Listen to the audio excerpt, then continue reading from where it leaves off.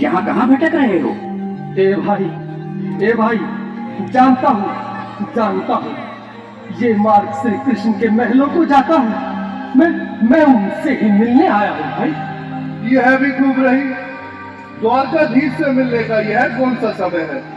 महाराज अभी दरबार में नहीं है। अरे पंडित जी, श्री कृष्ण अपने महल के शयन कक्ष में आराम कर रहे हैं।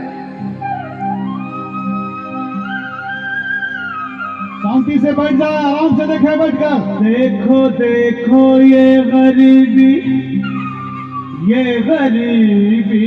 का हाल, कृष्ण के दर पे विश्वास लेके आया हूँ। मेरे बचपन का यार है मेरा श्याम, यही सोच कर मैं आस करके आया हूँ। ताली बजाइएगा, ताली सेवा। अरे द्वारपालो कन्हैया से कह दो, अरे द्वारपालो कन्हैया से कह दो कि दर पे सुदामा। सभी तालियां बजाओ, तालियां बजाओ, सभी तालियां बजाओ। भटकते भटकते न जाने कहाँ से, भटकते भटकते न जाने कहाँ से तुम्हारे महल के करीब आ गया है, तुम्हारे महल के करीब आ गया है। अरे द्वारपालो कन्हैया से कह दो कि दर पे सुदामा करीब आ गया है, दर पे सुदामा करीब आ गया है। भाई द्वारपाल, मुझ पर दया करो भाई। बस तुम जाकर कन्हैया को ये बता दो कि उनका बाल सखा सुदामा मिलने आया है। मेरे इस फटे हाल पर मत जाओ भाई। तुम बस जाकर मेरा संदेश उस कृष्ण को दे दो, उस कृष्ण को दे दो भाई। क्या हंसी ठट्टा करने को हम ही मिले हैं? तुम ठहरे दीन निर्धन फटे हाल ब्राह्मण, तुम्हारे अंग अंग से गरीबी बदहाली झलक रही है। और कहा महाराज श्री कृष्ण। क्षमा करना पंडित जी, हमें अपने प्राणों से हाथ नहीं धोने जो तुम्हारा यह संदेश द्वारकाधीश तक पहुंचाए। न सर पे है पगड़ी न तन पे है जामा, बता दो कन्हैया को नाम है सुदामा, बता दो कन्हैया को नाम है सुदामा, बता दो कन्हैया को नाम है सुदामा।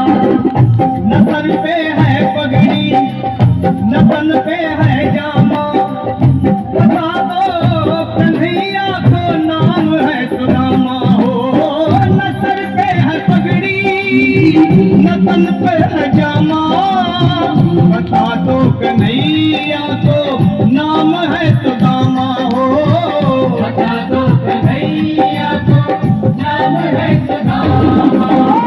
एक बार मोहन से जा करके कह दो, तुम एक बार मोहन से जा करके कह दो कि मिलने सखा बद नसीब आ गया है, मिलने सखा बद नसीब आ गया है।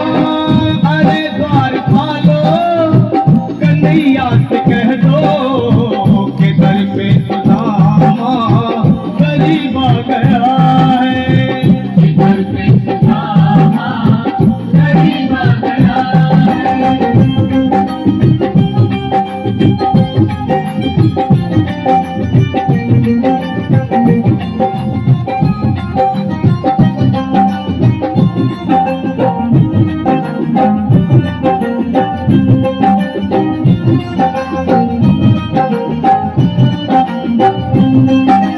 सुनो भाइयों, अब मेरी भी सुन लो। जब तक मेरा संदेश उस द्वारकाधीश तक नहीं पहुंचाती, तब तक मैं यहीं बैठा हूं, चाहे मेरे भूख प्यास से प्राण ही क्यों न चले जाए।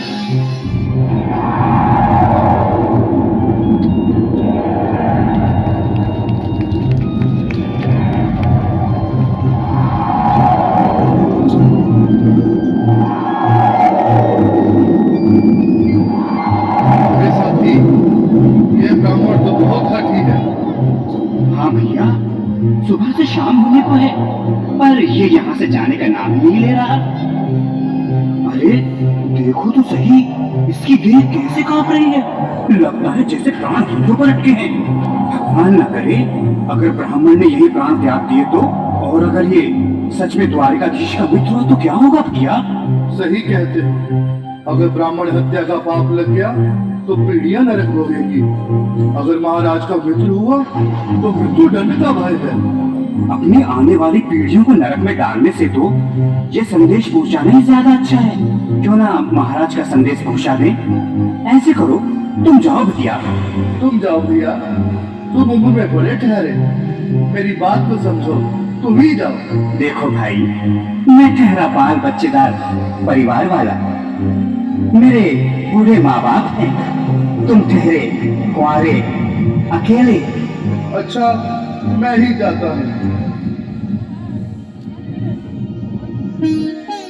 बिल्कुल थोड़ा थोड़ा रास्ता दे दे, बिल्कुल बीच में ही। मनोहर सिंह जी, आज भी लीलाधारी के चेहरे पर मुस्कान है। लगता है जरूर